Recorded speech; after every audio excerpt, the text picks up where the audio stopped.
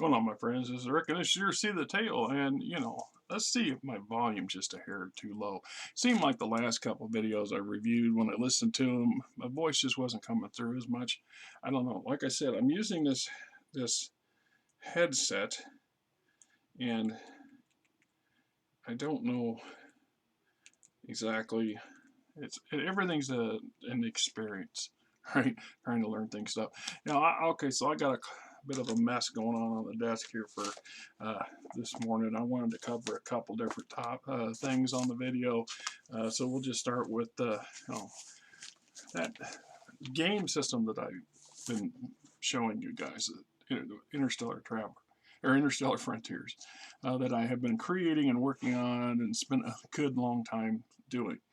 I had like 5 or 6 play testers for a while, and in addition to myself, and I ran a couple houses quite long, several years actually, just so you get the idea. This is not the average game for the average player who has a very short attention span. And I'd always just wanted to create it in such a manner that eventually there could be some kind of digital version that would help alleviate a bunch of the accounting part of stuff, because the more elaborate the game gets, the more details you want and the more things you want to keep track of potentially.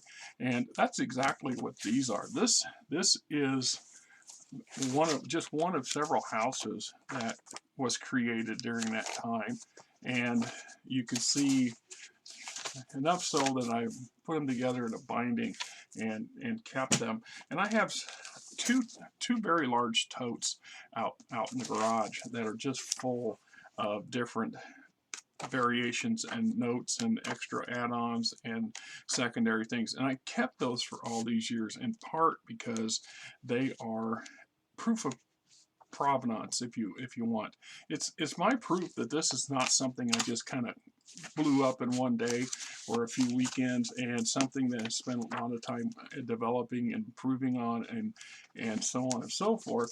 In addition to that, it also shows that it's all legitimate stuff. It's not plagiarized or borrowed, or because there's always that threat that somebody will come along and go, "Oh, that's just like this game," or "That's like my game," and no, let's visit that for just a second. And this video starts to go down a rabbit hole that I'm going to apologize in advance. And you know what, I get it. So it just is what it is. Sometimes we don't want to look at it that from perspective. But what is Dungeons and Dragons and Pathfinder? Pathfinder is a newer version of Dungeons and Dragons, and there is a lot of similarities in it. The mechanics might be different a little bit, but the basics are all shared. Most role-playing games, most tabletop war games, all share some connectivity, and there's only so many ways to solve a problem. There's only so many ways to present a situation, and you can't copyright all them, because there have been companies that have tried hard to do that, and it's just not possible. But you can step on the toes of another company if you're not careful. So you kind of want to have proof that your stuff is legitimate and not borrowed and just repurposed. There are so for another example, when I came up with the idea that I wanted my version to have mechs, because I like mechs. I like Battletech. I've always liked them, and I think there's some fun to them. But I didn't want to call them mechs. I didn't want to call them, obviously couldn't call them battle mechs, because it's already established who that property franchise, that term should belong to, even if there's not an illegal claim to it, because there very well could be. It's the same reason why when the FASA originally produced Battletech as Battle Droids, Star Wars franchise jumped on them with both feet and said, no, we have the droids' rights to being things referred to droids being droids, because obviously, it's not kosher, and there's some legal gray area there, but it's the facts. So they quickly changed it to Battle Bots, because nobody owns the rights to robot or bots. You just can't make that argument and hold it up in a court. And if you have the means to fight it, you're going to win. And if you really want to stick to your guns, you can force those other guys to take you to court and prove, let them spend the money to prove that they have a right to that turn. So I chose War Knights. It's pretty easy once you see the description of them, what we're talking about here. I just, sidestep the legality issues by giving them a different name. But the mechanics are similar, the operations are similar. The only thing I don't have is a bucket load of art for them, because that's a bit of a technical artwork area that I'm not totally good in, and I didn't want to, once again, I don't have the resources to go down that angle and the time. You can only do so much in a day, in your own day. And I want you to see, I know because I spent a number of years also trying to be an artist. And if you're familiar with anime, this is definitely an anime style. And some of these actually are would be considered, I don't call it plagiarized because I've never published them or as content saying it's my own. No, this is my freehand rendition of another character that I saw in a different book that I was interested in. But that's how I started to get better and better at becoming an artist. If I want, to become the artist, you need to start someplace and you need to build upon that, and then you start taking it and doing your own stuff.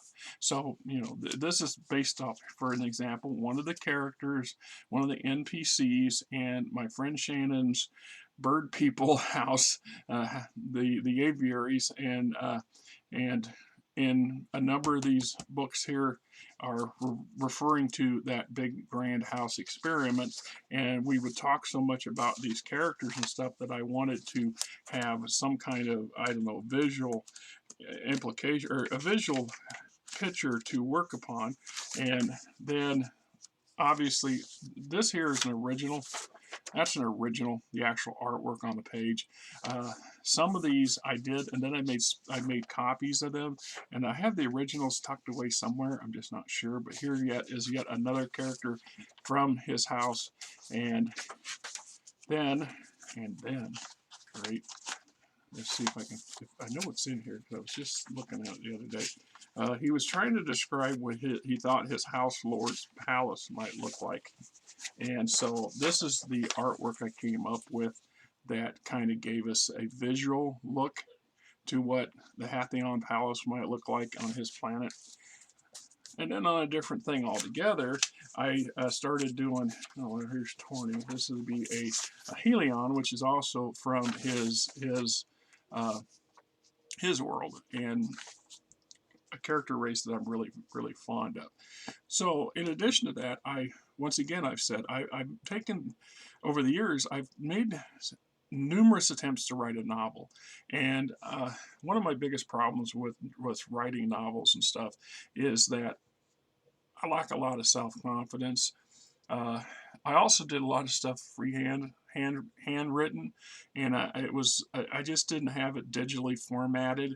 So I have literal stacks, 2 foot thick, of novels that are complete in the second draft stage. So they've been written once, and then I went back and I typed most of them, hand typed, using a regular typewriter, and instead of saving them to a digital format, which I didn't have the means to do at the time. I just didn't have a reliable computer. I didn't have the money for it, and I didn't have the means to store it. And I kind of wish I had. It's like a lot of my material for Stellar Frontiers, for my game. The sad truth is that all this stuff was handwritten, then hand typed, and then typed again on a computer and printed out. And it was saved, and then the file got corrupted, and then the computer failed, and I lost all that information. And I had a backup, but for the love of God, I could not find a backup. So later, I went back and I took these and I scanned every single damn page, and I made a crude PDF of them. And they're not 100% complete. They're obviously missing parts because, once again, I was running into issues at the time. I intend for it to have artwork and stuff like that, like any other game would have. So I left places for that artwork. And then I just never had the money, the resources, whatever, to do that, and it kind of takes its toll. So one of the novels I wrote, and it's about 50% done, that novel. For some reason, I just decided I wanted to. It was a fantasy novel, so I decided I wanted to illustrate it. I wanted to create an anime version of it for some idiot reason, and here is that.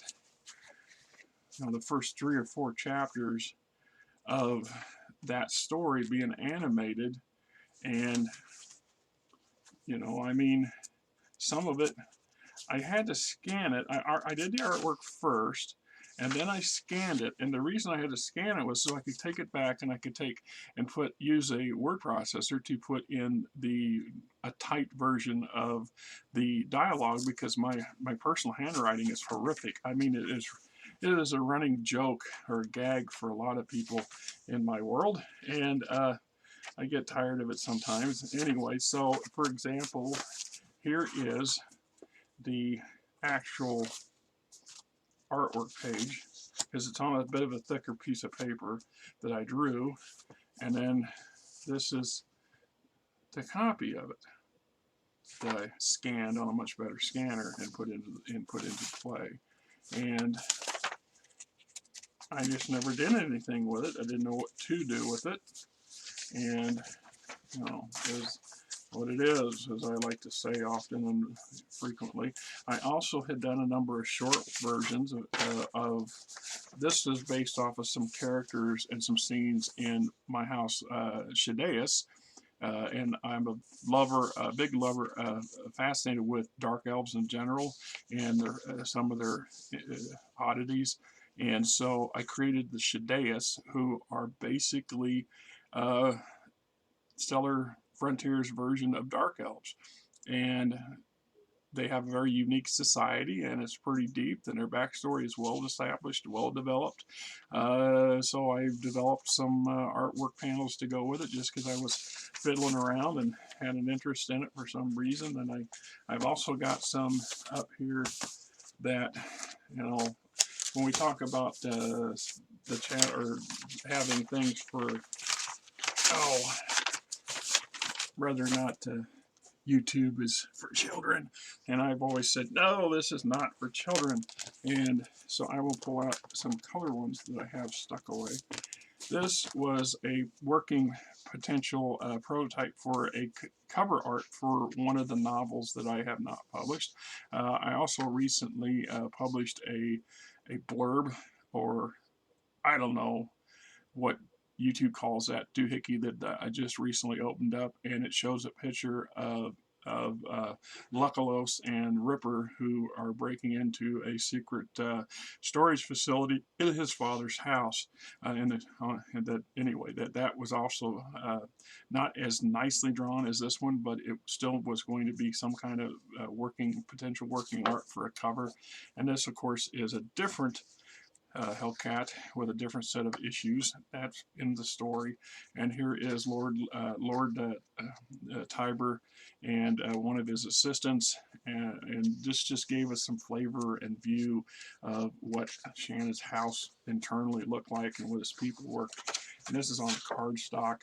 This was some aviary furniture, and this was another character type, and yeah, is it Bowman or whatever the hell his name is? It's not quite, but they call the Aquinas. There is a genome in Stellar Frontiers that is a crossbreed between humans and equine, or horses, for a number of different reasons. Mostly because they were intended to be a really sturdy labor force that worked to some success. This is one of the Helian characters from his house, Milu. And then this is her sister, Torny, and Torny is something that I've always been a very big fond of, and I've actually played that character, the Helian character types, a number of times in Dungeons & Dragons games and other games. And then this is a buddy of mine, Medley. I don't know, he was involved in the leader dog program and training helper dogs. And he's a goofball. He's also one of my play testers. He's the one that came up with the four-arm Blazaki, and he a good friend. As a matter of fact, he actually, I got him a job working for my boss last year, and he's doing quite well. We, unfortunately, our hours are so radically different. These are just some maps I created for various uh, encounters and things like this for a couple of games, D&D games and stuff that I was running at the time, you know, and that's basically what most of this stuff is, you know. And I got something else up here somewhere. I'm not sure just exactly where it is. It's part of the partial of having so much crap and keeping so much stuff. I mean, I get that every now and then. Why do you keep all that stuff? Well, there's a reason for keeping this stuff. In part because I spend an awful lot of time working on that stuff, and I tend to want to. I mean, right? And then, like I said, I'm a big fan of games in general, but I'm also a grown-ass adult, and I do have the occasionally like the idea of having adult-themed things. So if you're squeamish, don't look. I'm just saying. So these are Shadans, of course, and this is the Shadea. This is actually a view of the Shadea's Queen House Ladies Court, and how to get to it. They're really fond of aquatic scenarios, and she believes in the best security is for everybody to be butt-ass naked, because you can't really hide a weapon or a communications device or something like that. So it just gives you an idea of what I can do or what I was doing back in the day, and some of it's, I haven't actually drawn much in the past 6 years. Life once again changed, things changed, etc., etc. Then, in addition to all this, I ran across this. This is from 1996. This has been a few years after I got married to my current wife, and things were in pretty good. We were in good shape at that period of time. We were belonged to the role-playing gaming. The Role Players Gaming Association, the RPGA, if you ever heard of it. If not, Google it, Wikipedia. It was put out by TSR back in the day as a club, worldwide group for gamers to get together. This was prior to the mass media, social internet stuff. I mean, AOL and other social medias were out there, but it's not on the scale that it is now. Anyway, we opened up a chapter called The Adventures of Central Iowa, or ACI, and we got involved in a local convention called Demicon. And I don't think it's in that they're doing it anymore. I think it stopped a long time ago, but it went on for a number of years, and my group got involved in it because for a long time they were doing LARPing, and they had doing all kinds of stuff you typically find at one of these conventions, because they were really trying to be another Gen Con. And what they didn't have was a really dedicated group to run their gaming section, because they would just have, oh well, as a kind of a second thought, they threw together a bottom room in the hotel they were renting, and said, okay, well, let's just open the game room. And once we found out about it, we kind of jumped on it and got involved, and we were involved for about 6 years. And then there was some disagreements between the people running the Demicon and us, and reality was that somebody's brother wanted to run the game section, and that basically was the end of our participation. And our club kind of petered out about a year later, so it just kind of went down. So you can see art shows and contests, miniature caning, gaming announcements. ACI will be sponsoring numerous fun-filled tournaments this year, including Ice Age, Magic the Gathering, Star Wars, and the first ever Dragon Dice Tourney. You can find we were able to contact a number of providers, including TSR, to get prizes, and they would send us material, books, and other things that we could do and offer. And then we also had an auction room. One of the videos, the pictures that I show in my opening credit montage that I got going right now, is actually a picture of Bill Jones standing there looking back at me, because I'm the one taking all the damn pictures. My wife's sitting behind the table, and there was all these t-shirts on the back wall we're selling. This has helped generate funds for our club. And my mother had painted all those t-shirts. He painted some 50 of them, and some were better than others, but you know, it is what it is. And then my wife, who absolutely is not a gamer, does not like gaming, does not really understand any of it or the allure of it, but she was good enough she was much more accommodating back in those days because we were part of a group, and she felt she belonged, that she felt like she did, and she did her part. And so when we talk about the gaming section, so it actually kept in here, and it named some of our chief officers and people. So Jim Peoples, Jeff Craig, Mike, Bill Jones, his wife Tammy, Bob Cook, and then here's me. And yes, I blank out my last name. It's the same thing. No offense, guys. This is the internet, and I really don't want my actual real last name published on anything. So I have a nom de guerre or pen name, and that is based off of my grandparents' last name. And so that's the name I go by when it comes to anything revolving the internet or Facebook or any of that stuff, because the world's insane, and people are mean and messed up. So anyway, this was Richard can outtalk anyone, and his games are top notch. AD&D or Axis and allies with him are guaranteed hits. Richard moves around, so check out the game registration for his current whereabouts. That's true. I ran every game in my repertoire over the years at that convention. I usually would do 2 to 4 game sessions, and I try to do at least one RPGA sanctioned event for the Dungeons and Dragons, and I did BattleTech there, and that was when I was first introduced to Warhammer, and I saw it firsthand, and how expensive and elaborate this stuff was, and a number of other game systems, and it was a great experience in my life. I mean, it really was. And of course, down here they got Tammy and my wife Brenda, and just because they're married to hotshot gamers doesn't mean that they're boring. Brenda manages to raffle prizes and miniature painting in the Dallas room, while Tammy handles game registration and scheduling. Blah blah blah. So anyway, that just, I used to have one for every year we were there, but like I said, a lot of things got misplaced when we moved and things changed. And I thought, you know, that's just one of those little things I want to bring up. I don't know why. It just felt like I wanted to. So like I said, when I created the game, I came up with gobs and gobs and gobs of stuff. And one of those things that I discovered, every time I have a ship encounter, I wanted a ship tag to show up. And over time, I just started to create myself a repertoire of these ship tags. And they're suitable, and they can be. And once again, these have been in the storage format for probably 15 years now. And here we are 15 years later. That tag and the tape is still sticky. It's not stuck to the floor, so I just put it back on there. And this is a heavy medical cruiser. It weighs 45,000 tons from the Imperial Ministry of Health. So once again, I have a whole slew of pre-made tags that I can tap into the game example game that I'm trying to run a little bit, just to introduce things.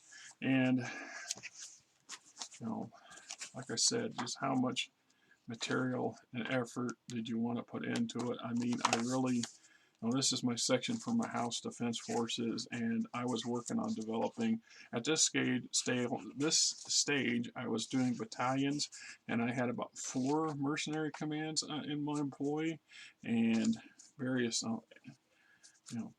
there's Abel's Avengers. Imagine I borrowed that one from BattleTech. But this was a personal game and not something I was publishing, so it doesn't matter. Personal bio sheets for all my NPCs that I wanted to keep track of. And eventually I'll get to some of that, how some of that works when I do get to developing that part on the internet version that I'm putting on YouTube. So anyway, that's kind of a lot for this segment. And I'm going to thank you guys for sticking with me, and we will bounce off because I got another one I want to do for this, and then I got some BattleTech videos I'm going to do. I have a very short weekend next week, or a long weekend, depending on how you want to look at it. It's a matter of perspective, I guess. Not that you guys care, and that's one of them rabbit holes I'm bad about going down, because I do run my mouth a lot. That's been me my whole life. My grandfather said I could either have been a politician, a used car salesman, or a preacher. And none of that panned out. I didn't try any of it anyway. weekend next weekend. I got to work an all-nighter Friday night, which means basically till 5 in the morning, 6 in the morning, and then I'll be sleeping half a Saturday and be groggy most of the day, and then so it means I'm not doing videos. And then Sunday night, I do another one of those overnights, another 10-12 hour job, and it's is what it is. Kind of screws me for the weekend, makes for a very short weekend. So I try to make extra videos. That way I can post videos. I've actually been, with the advent of some of these, I've been able to post a video every few days. Uh, I'm trying to sustain that, but my intention has always been to at least put something out every week for the mainline material. We are still better than 50% of the way through my BattleTech book collection. That's not counting the novels and things like that. Novel reviews take a bit more. They need to be done a little better or a little more. It's just a different way to do them than just saying, "Hey, here's this book here was this blah blah blah blah," and if you don't do it right, somebody's like, "So what is that? We didn't learn nothing from it, or it wasn't good." It's another thing to say it and open these up and show them off. See, like I said, there's still a whole stack over here, and meanwhile, I've got other stuff I'm really interested in. I'm doing a 6th of June video this morning, which I'll post at some point. It's hard to say which gets posted first, this video or that video, what it is. But anyway, till next time.